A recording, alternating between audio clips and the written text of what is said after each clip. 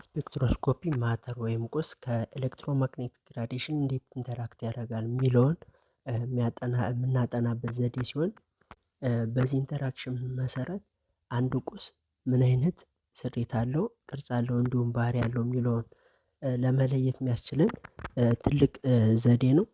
ተመልከቱ እንዴት እንደሚሰራ። ልናጠናው የፈለግነው ሳምፕላችን አለ። ሳምፕላችን ጋዝ ሊሆን ይችላል፣ ሊኩዊድ ሊሆን ይችላል፣ ወይም ሶሊድ ሊሆን ይችላል እንደፈለግነው።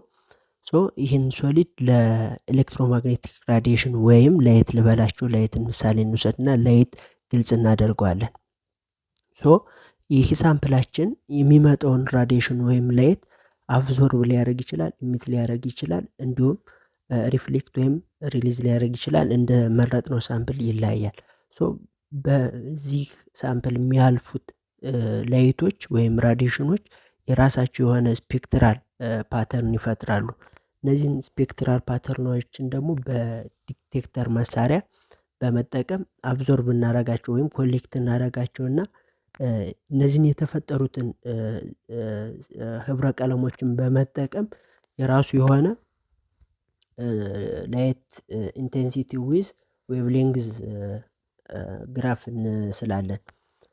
እነዚህን የሰልነውን ግራፍ ሪድ በማድረግ በማንበብ የማቴሪያላችንን ታይፕ ፕሮፐርቲውን እንዲሁም ስትራክቸሩን በቀላሉ አይዴንቲፋይ ማድረግ እንችላለን ማለት ነው።